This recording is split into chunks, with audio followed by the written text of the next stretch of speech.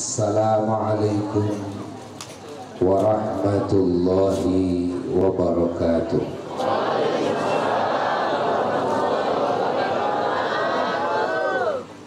Alhamdulillahi rabbil alamin. Wa afdhalus salati wa atammu taslimi ala sayyidina wa maulana Muhammad wa ala alihi wa sahbihi ajma'in.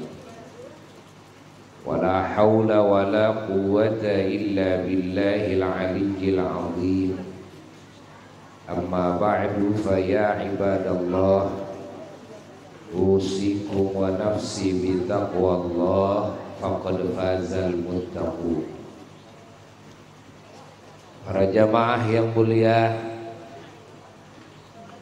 terkhusus sahibul bait, saudara kita semua,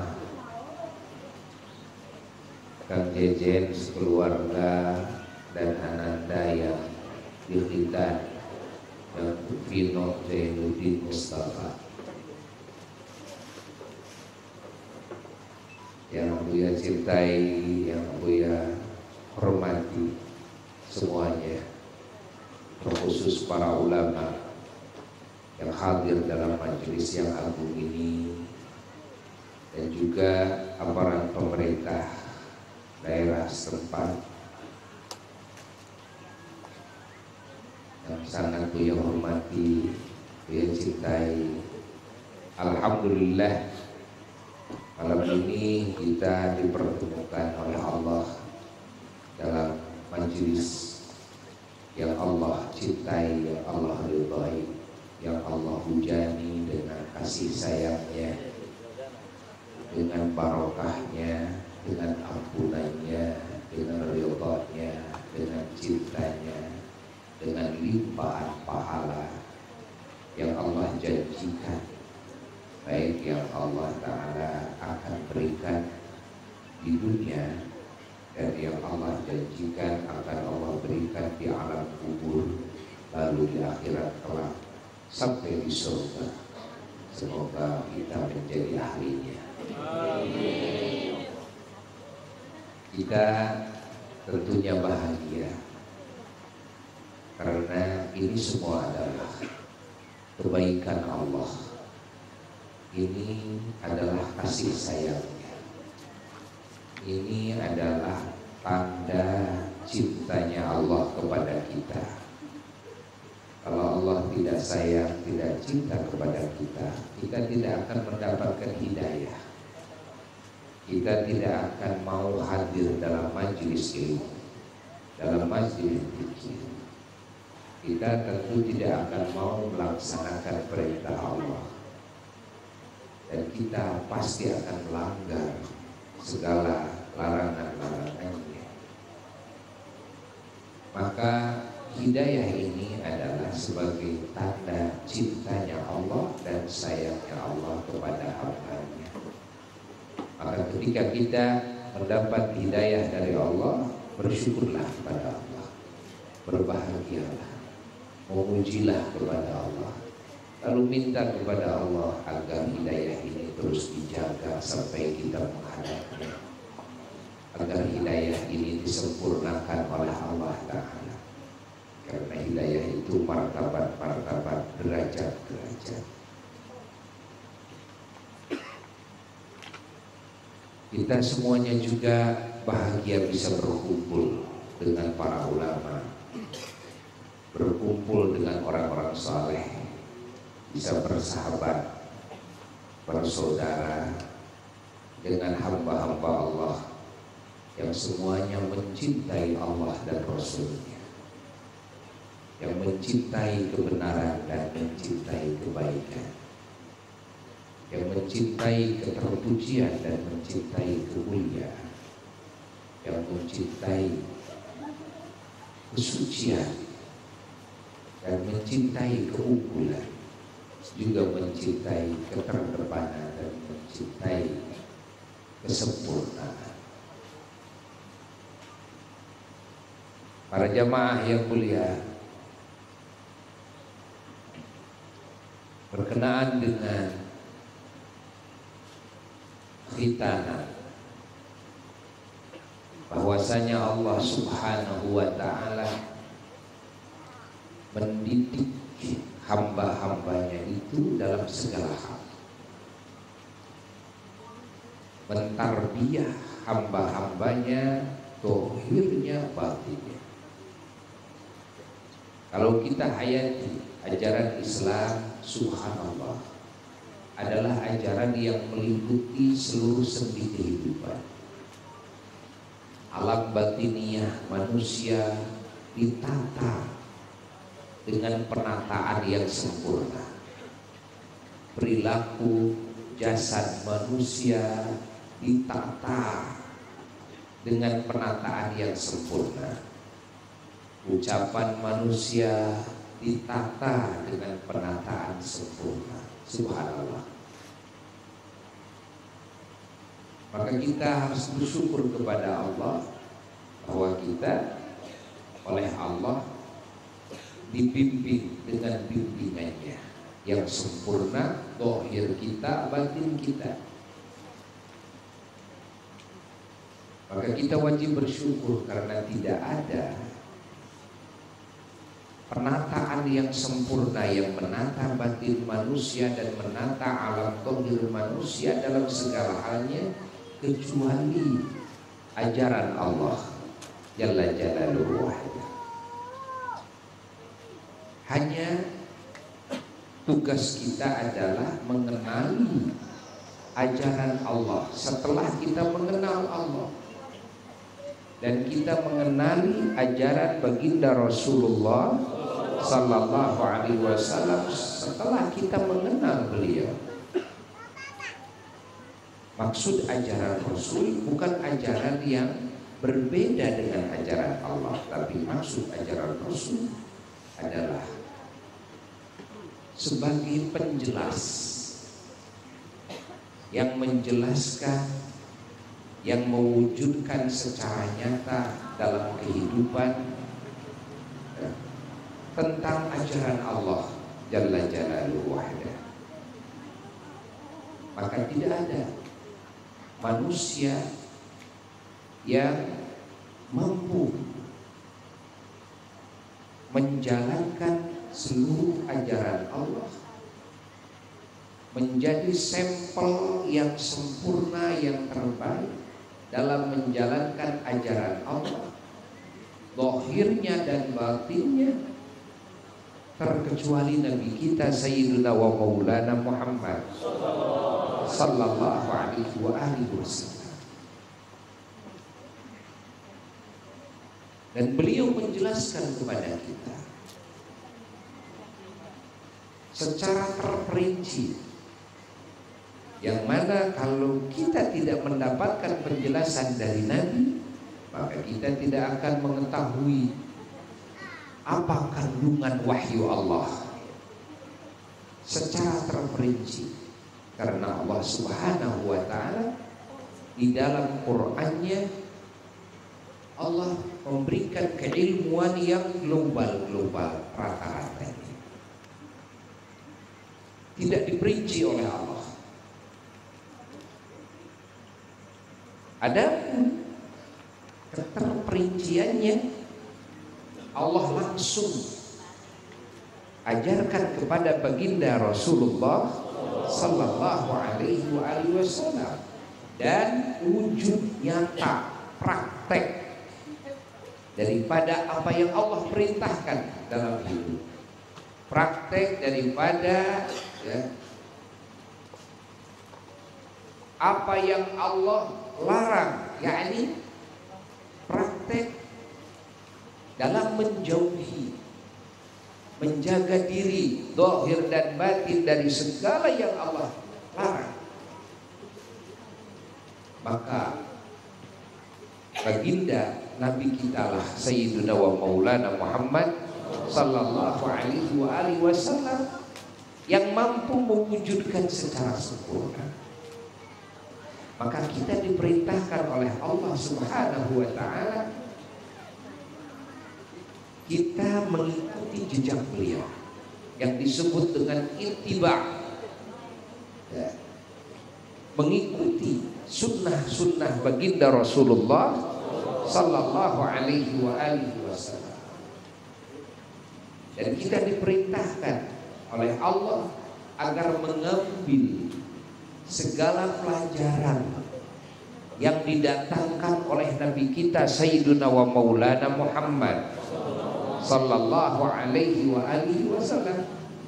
Dan kita diajarkan oleh Allah agar kita taat 100% kepada aturan-aturan yang dibentangkan oleh Nabi kita Sayyiduna wa Maulana Muhammad sallallahu alaihi wasallam. Karena hanya Nabi kita yang oleh Allah dikasih pengetahuan yang sempurna tentang wahyunya dan dikasih kemampuan di dalam mewujudkan ajaran Islam zahir dan batinnya secara sempurna. Kita semuanya manusia bangsa jin yang mengikuti sunnah Rasulullah sallallahu alaihi wasallam, maka kita akan mendapatkan jaminan dari Allah. Apa jaminannya? Surga. Apa jaminannya? Dicintai oleh Allah.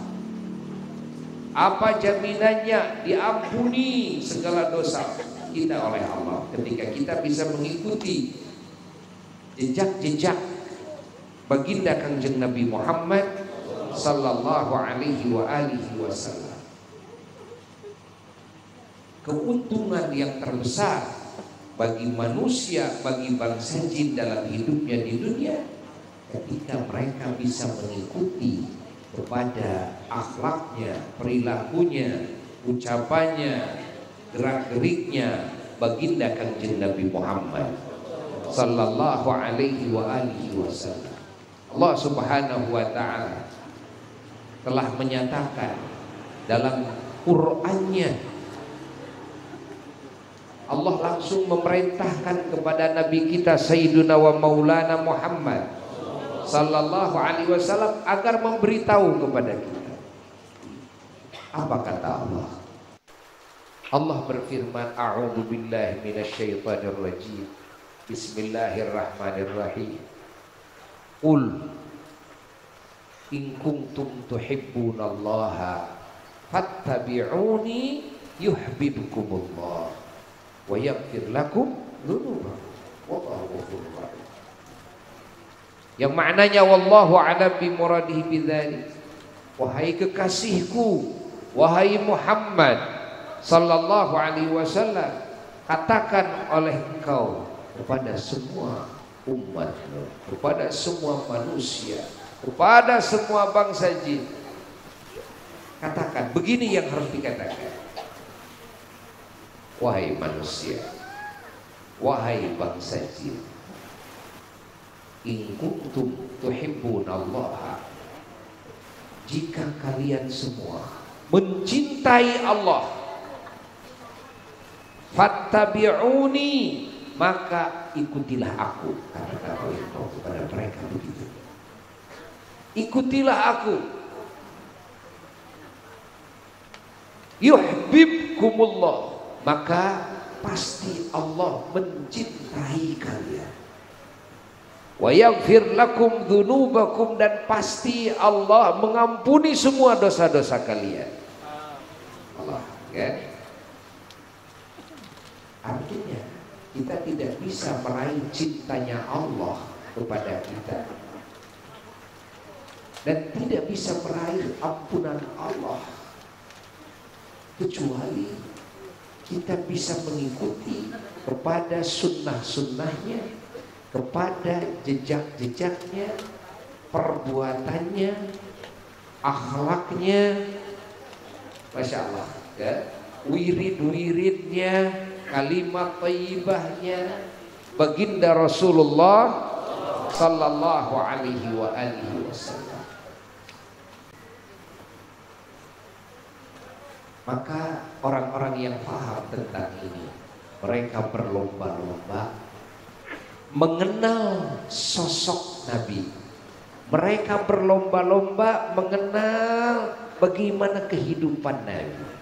Mereka berlomba-lomba mengenal bagaimana ajaran Nabi, bagaimana akhlaknya Nabi, bagaimana sifat keterpujiannya Nabi, bagaimana amaliyah Nabi, bagaimana gerak-gerik Nabi sehari-harinya, bagaimana cara Nabi berhubungan dengan sesama, dengan keluarga, dengan anak, dengan cucu, dengan sahabat, malah dengan non-muslim. Bagaimana cara Nabi berhadapan dengan siapapun yang memusuhi kepadanya, yang berbuat jelek kepadanya, bahkan bagaimana menyikapi orang-orang yang memeranginya Allah, ya. Bagaimana bergaul dengan binatang, bagaimana bergaul dengan lingkungan. Orang yang paham tentang firman Allah yang tadi, hari-harinya mereka terus menggali dan menggali tentang kehidupan baginda Rasulullah sallallahu alaihi wasallam. Karena tidak ada uswah hasanah yang sempurna di alam semesta, bukan cuma di dunia saja, tapi di alam semesta. Tidak ada suri toladan yang sempurna terkecuali baginda Sayyiduna wa Maulana Muhammad.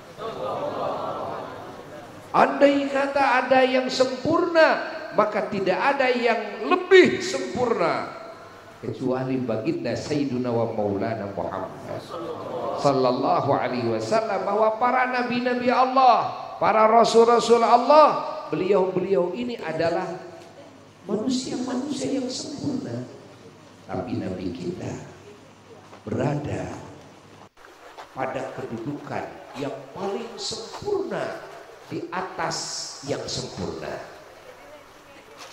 Maka suka dibahasakan, ya, oleh sebagian para ulama, ya, Nabi kita itu suka dibahasakan akromul akromin.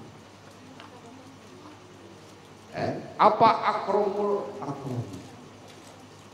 Adalah yang paling mulia dari yang mulia, ya. Bukan akromul kuroma, tapi akromul akromin, yang paling mulia dari semua yang paling mulia.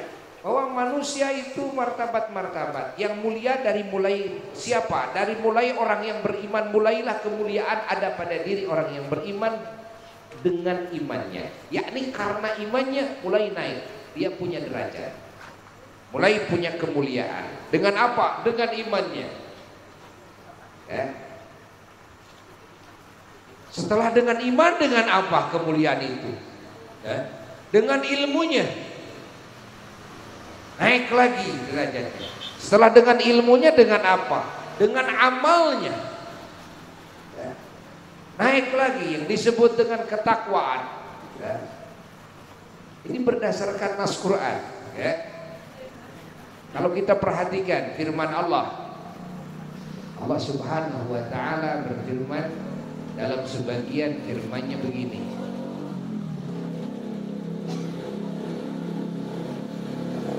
inna akramakum indallahi atqakum. Sesungguhnya yang paling mulia di antara kalian adalah yang paling takwa. Jadi barometer kemuliaan itu adalah ketakwaan. Ketika di diri manusia ada takwa, ada mulia di sana. Kalau tidak ada takwa, tidak ada kemuliaan sama sekali.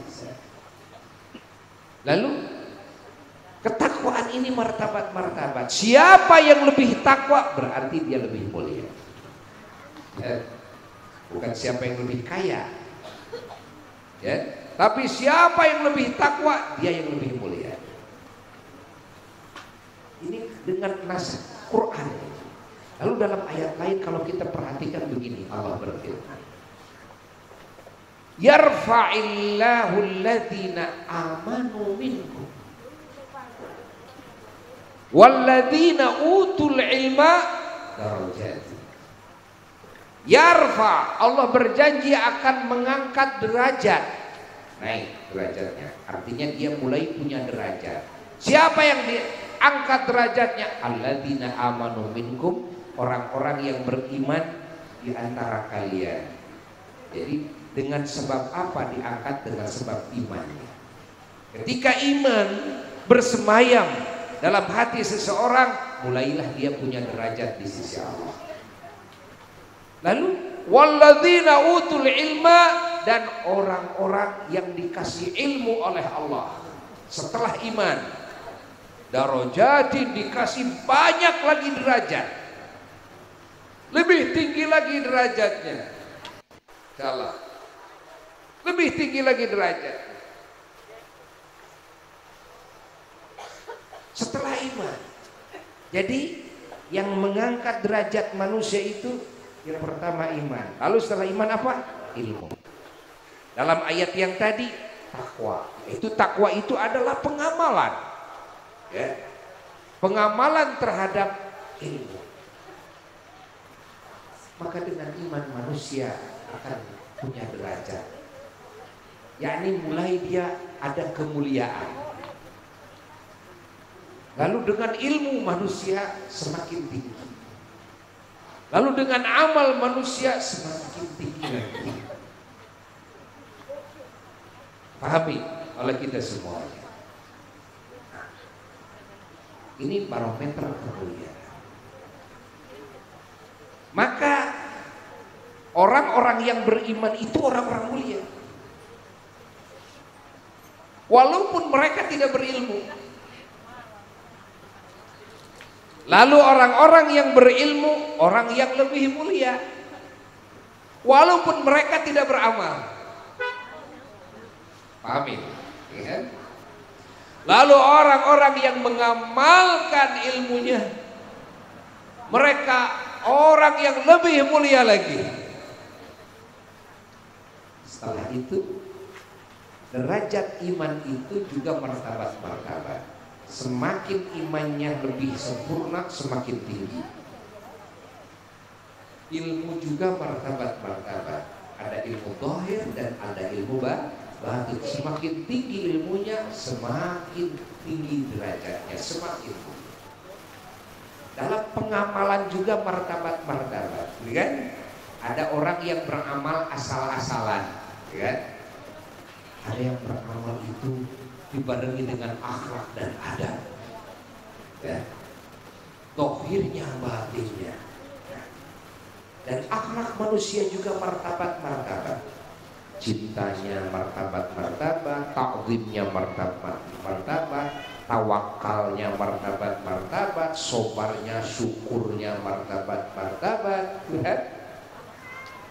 Tingkatan-tingkatan semua akhlak manusia dalam hati tidak sama.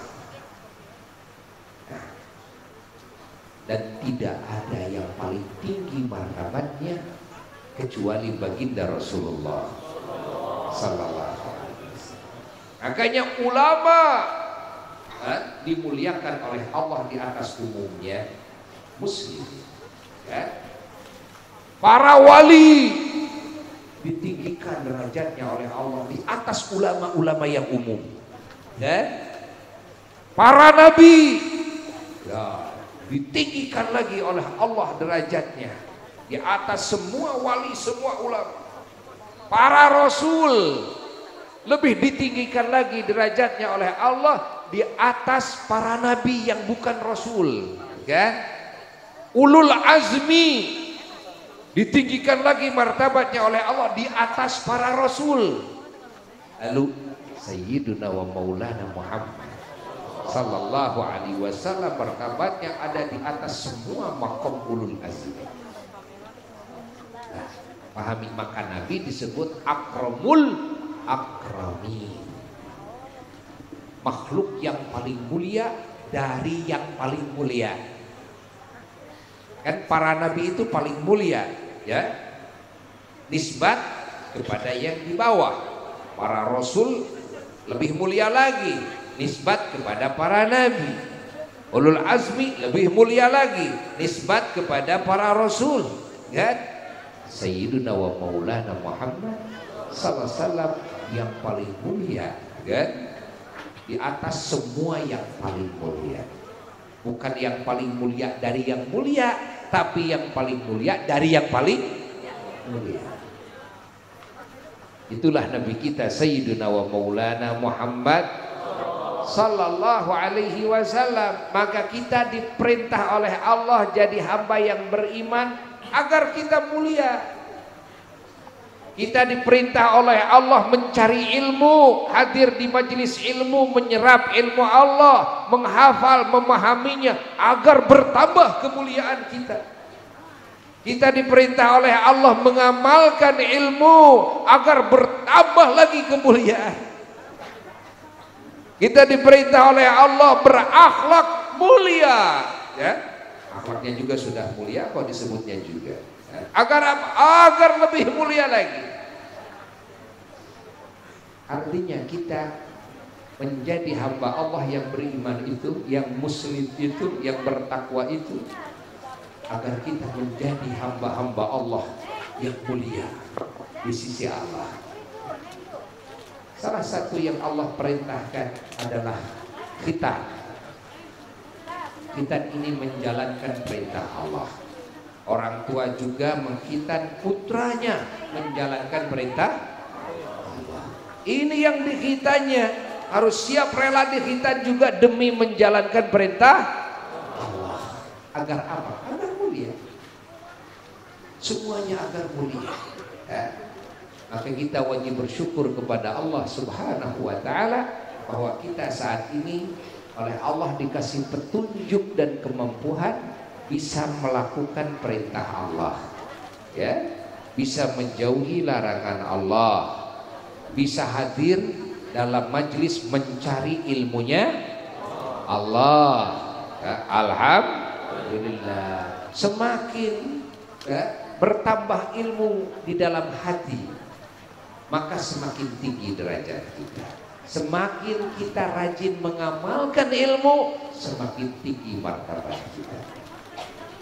Maka orang-orang yang paham dalam hal ini, kerjaannya sehari-hari siang dan malam, kerjaannya adalah terus meningkatkan ini. Kerjaannya terus memenuhi dadanya dengan ilmu Allah. Kerjaannya terus mengamalkan apa yang Allah perintahkan, dari mulai yang wajib, lalu yang sunnah. Sehingga mereka mendapatkan derajat yang lebih tinggi. Mudah-mudahan Allah Subhanahu wa taala sebelum mematikan kita, ya, sebelum memindahkan kehidupan kita dari kehidupan dunia kepada kehidupan kubur, semoga Allah menyempurnakan dulu keimanan kita semua, ketakwaan kita semuanya, ya, zahirnya dan batinnya, sehingga ketika kita mati kita ada dalam puncaknya keimanan, ada dalam puncaknya ketakwaan, ada dalam puncaknya kesolehan. Itulah husnul khotimah yang paling tinggi derajatnya. Mudah-mudahan Ananda di sini yang dikhitan, ya, oleh Allah dipilih menjadi kekasihnya dan menjadi kekasih Rasulnya Sayyiduna wa Maulana Muhammad sallallahu alaihi wasallam. Dan kita dan anak cucu kita, keturunan kita juga begitu, ya, semuanya dipilih oleh Allah menjadi kekasih-kekasih Allah, menjadi kekasih-kekasih baginda Rasulullah sallallahu alaihi wasallam, dan menjadi pemimpin-pemimpin dalam ketakwaan, pemimpin-pemimpin yang memimpin ahli-ahli ketakwaan, seperti di dalam doa, ya, yang sering kita panjatkan, ya, apa? Rabbana hablana min azwajina wa dzurriyyatina qurrata a'yun waj'alna lil muttaqina imama. Maknanya apa? Rabbana hab lana min azwajina, ya Allah berikan kepada kami suami atau istri, ya, wa dzurriyyatina, dan dzurriyyah keturunan, yang mana mereka semua qurrata a'yun, ya. Qurrata a'yun, apa arti qurrata a'yun? Qurrata a'yun itu kalau bahasa singkatnya menjadi kekasih, ya. Kekasih siapa? Qurrata a'yun menjadi kekasihnya Allah, menjadi kekasihnya baginda Rasulullah, menjadi kekasihnya para kekasih Allah semuanya. Ini makna qurrata a'yun, ya. Jadi qurrata a'yunnya, qurrata a'yun siapa? Bukan cuma qurrata a'yun bagi orang tuanya saja, enggak, ya. Tidak. Berapa banyak yang menjadi kekasih orang tuanya, tapi Allah benci kepadanya, tapi Rasul benci kepadanya. Tapi maksud qurrata a'yun menjadi kekasihnya siapa? Allah. Menjadi kekasihnya siapa? Kekasihnya Rasulullah sallallahu alaihi wasallam, kekasihnya para kekasih Allah semuanya.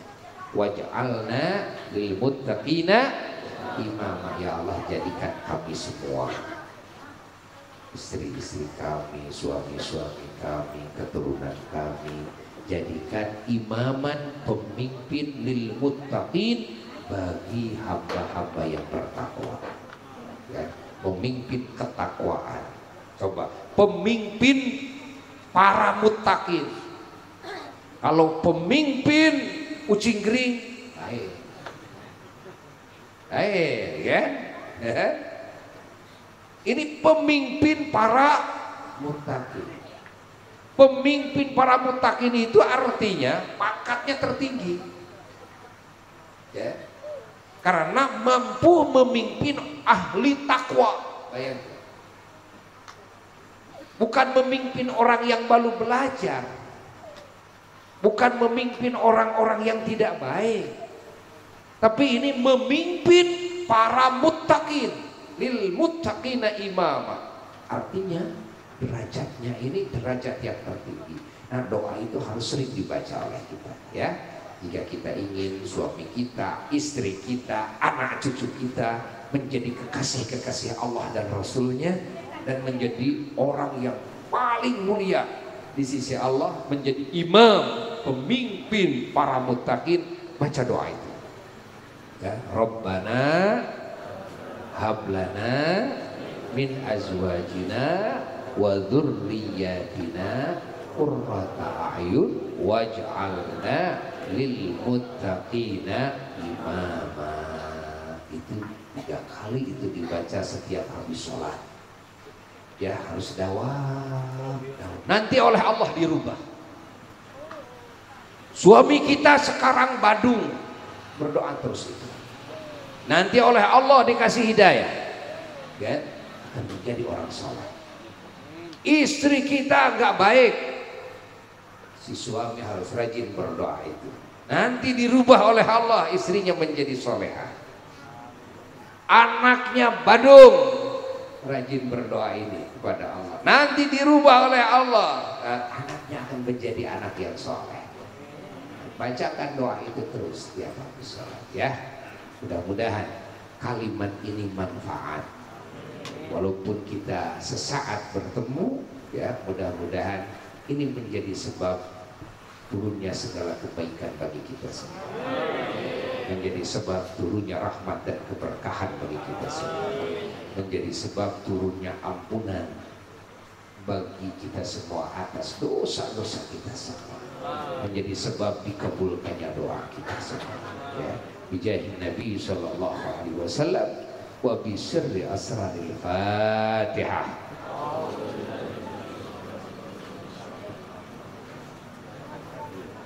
Iya.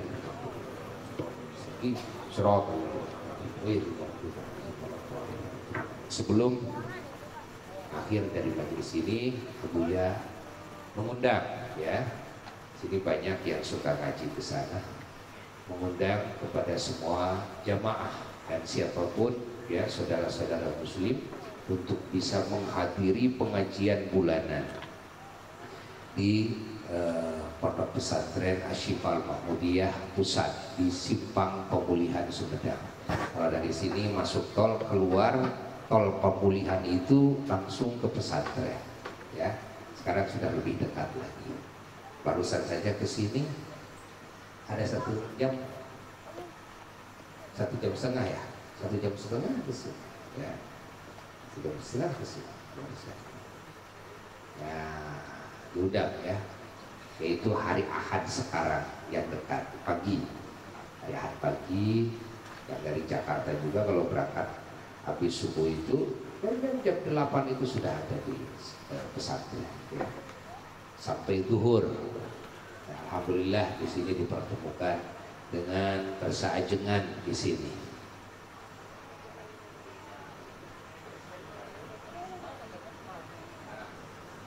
Persaajengan ya, saudaranya Sohibul Bait. Beliau pesantren di Pemirsa Uang Khair Abadi ya, rahmatullah alaih di Manganjaya tahun 89. Kalau Buya sebelumnya pernah di Buah Khair itu ya, kira-kira tahun 84-an lah ya, 84-an ya, sebelum beliau. Tapi Buya mah nggak lama ya. Nah, kalau beliau mah lama. Alhamdulillah ya. Alhamdulillah, mudah-mudahan kita bisa bertemu kembali. Sekian, wassalamualaikum warahmatullahi wabarakatuh.